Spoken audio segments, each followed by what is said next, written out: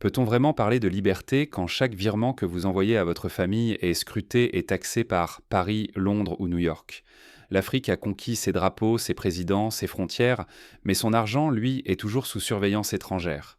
Depuis plus de 60 ans, derrière les symboles de l'indépendance politique, la souveraineté monétaire reste, elle, une illusion. Regardons la réalité en face.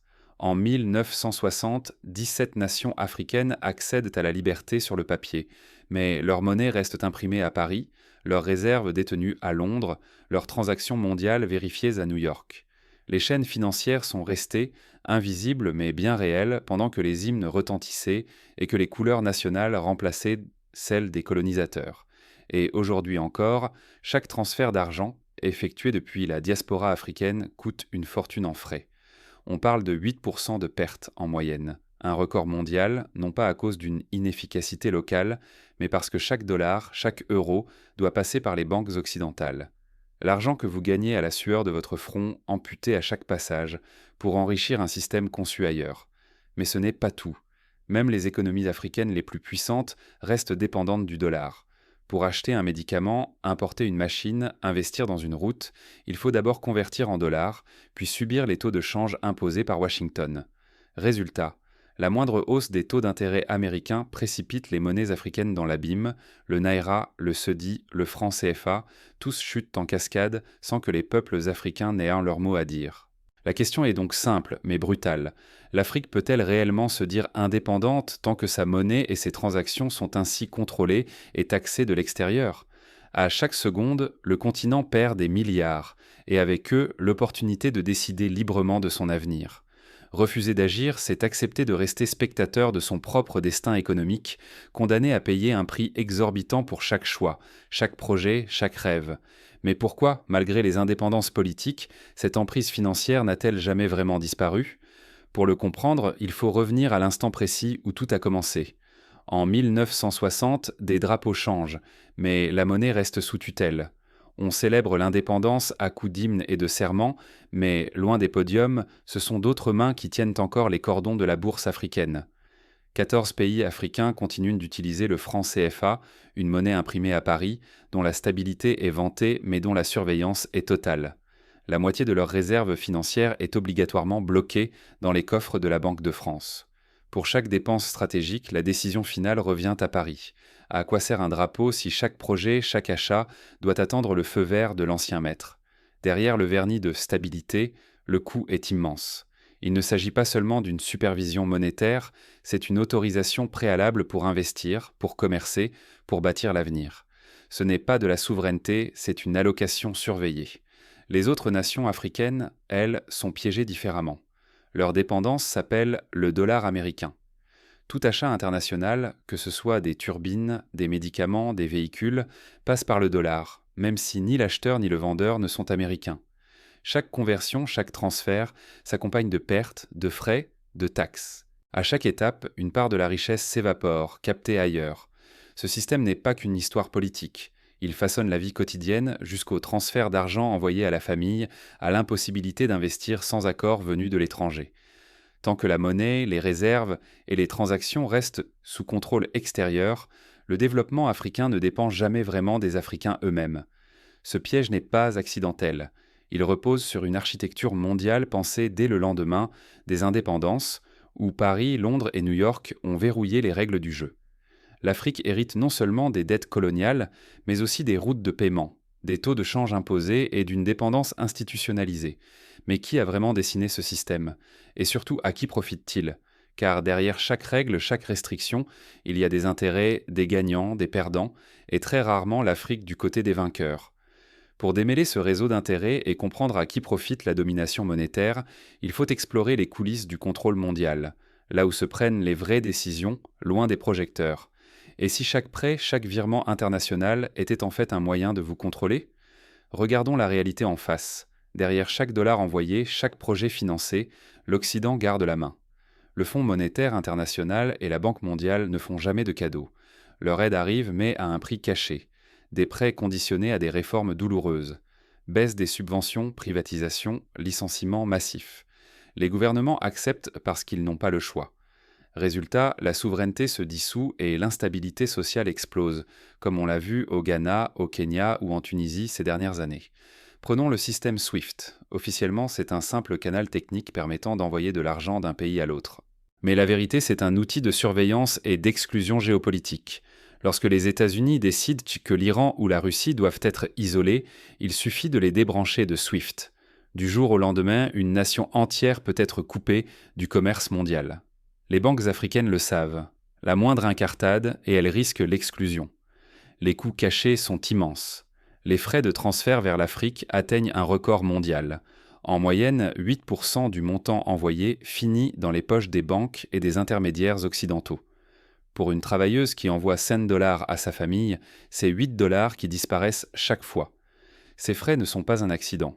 Ils sont le prix d'un système où chaque transaction doit passer par New York ou Londres, générant commissions et délais.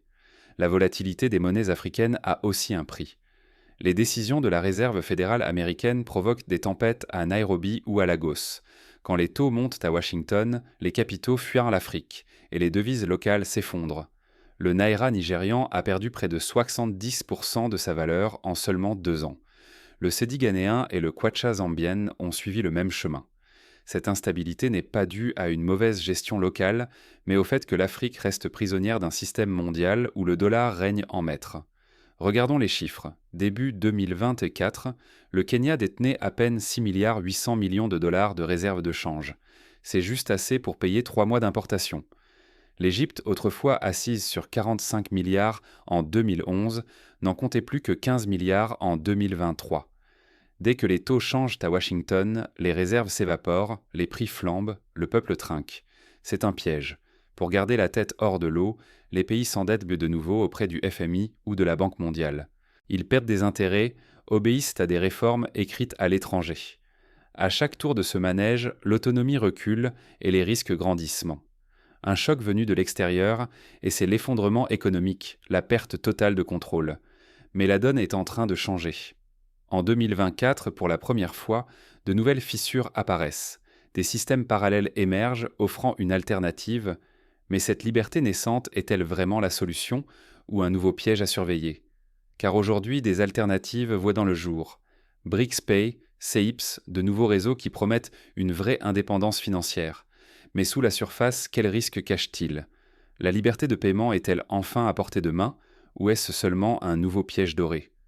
Regardons de près les alternatives qui se dessinent aujourd'hui, bien loin des couloirs de New York, Paris ou Londres. Depuis octobre 2024, 185 pays se sont branchés sur de nouveaux systèmes de paiement, CIPS piloté par la Chine, BRICS-Pay, PAPS pour l'Afrique. Ces infrastructures ne sont pas de simples applications, mais de véritables routes alternatives. Leur promesse? Des transactions plus rapides, moins chères et surtout sans l'obligation de passer par les anciens centres de pouvoir. Imaginez, la Chine et le Brésil règlent directement en yuan et en réal, sans dollars intermédiaires. L'Égypte paye le Nigeria en livres ou en naira sans demander la permission à Londres. Pour la première fois, l'Afrique peut acheter, investir, envoyer de l'argent sans faire escale systématique à l'Ouest, ni subir les frais et délais qui étranglent les économies locales et grignotent les transferts familiaux. Mais cette nouvelle liberté a un prix. Chaque système alternatif fonctionne avec ses propres règles, dictées par de nouveaux centres de décision. Utiliser CIPS, c'est accepter que Pékin voit et trace chaque transaction qui y circule. Rien n'était gratuit. Si les conditions de l'Ouest deviennent négociables, c'est parce que l'Est impose désormais les siennes.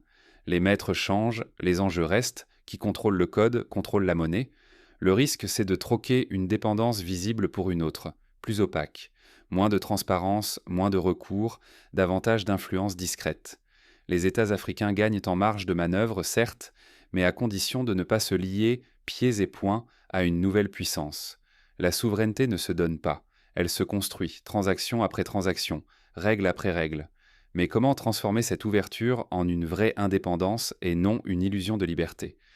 La suite, c'est la quête concrète d'une souveraineté financière africaine qui ne se contente plus de changer de drapeau, mais qui change enfin les règles du jeu.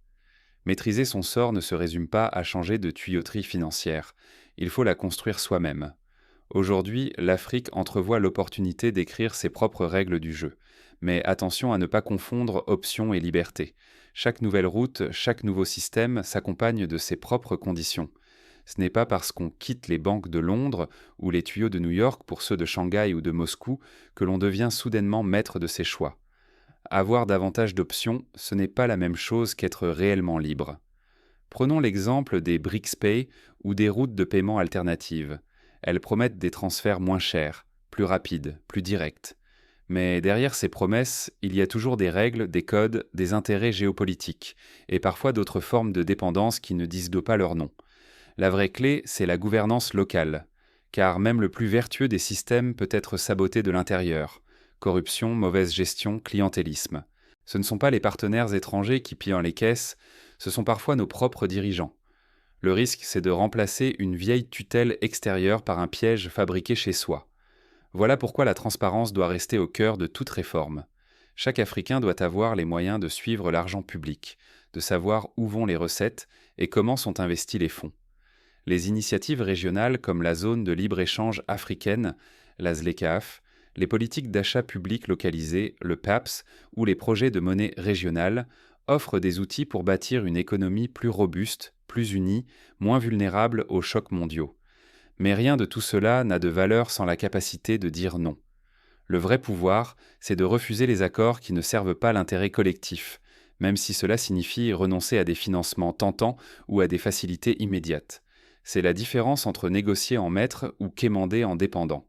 En fin de compte, le plus grand danger serait de tomber dans les mêmes pièges, mais, cette fois, sans excuses externes. Si la mauvaise gestion ou l'opacité règne alors que nous contrôlons nos propres systèmes, il ne restera plus que nous-mêmes à blâmer. L'enjeu est immense. Soit l'Afrique devient enfin l'architecte de son avenir, soit elle rate l'opportunité d'une génération. Alors, sommes-nous prêts à enfin faire parler notre argent pour nous-mêmes ?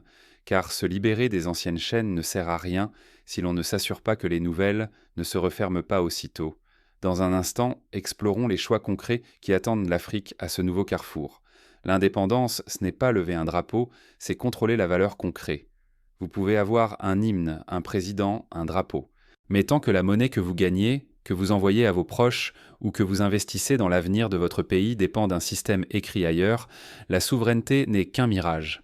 Pendant plus de 60 ans, l'Afrique a changé de maître sans jamais obtenir la clé du coffre. Aujourd'hui, tout semble changer. De nouveaux systèmes, portés par les BRICS, promettent une alternative. L'espoir renaît, moins de frais sur les transferts, plus de rapidité et la possibilité de financer un avenir sans demander la permission à Paris, Londres ou New York. Mais cet espoir peut être un piège, car derrière chaque promesse de liberté financière, il y a des conditions, parfois invisibles, souvent écrites en petits caractères. Ne pas lire ces conditions, c'est courir le risque de remplacer une chaîne par une autre. Les routes du paiement changent, mais qui contrôle la route contrôle toujours la destination. Si demain, les nouvelles plateformes financières imposent leurs règles, fixent leurs tarifs ou collectent de vos données, la dépendance ne disparaît pas. Elle change simplement de visage. L'indépendance, la vraie, demande plus que des symboles. Elle exige la vigilance, la transparence et une implication de tous. Lire les petites lignes, comprendre les choix de nos gouvernements et exiger une place à la table des décisions. Car chaque transaction, chaque transfert, chaque conversion de devise façonne notre avenir collectif. Accepter sans questionner, c'est accepter que d'autres décident de la valeur de notre travail, de notre épargne, voire de nos vies. La souveraineté économique ne se donne pas. Elle se construit pas à pas, par la connaissance et la mobilisation. Ce combat n'est pas réservé aux experts, il concerne chacun d'entre nous. Parce que l'argent que vous envoyez à votre famille, la stabilité de votre économie locale et la liberté de bâtir un avenir sans dictat étranger, tout cela dépend de notre capacité à lire, à comprendre et à exiger mieux. Alors, la prochaine fois qu'un nouveau système est présenté comme miracle, posez la question. Qui écrit les règles ? Où vont les profits ? Et jusqu'où va la promesse d'autonomie ? Ne restons pas de simples spectateurs. Soyons bâtisseurs de notre propre souveraineté avec lucidité et courage.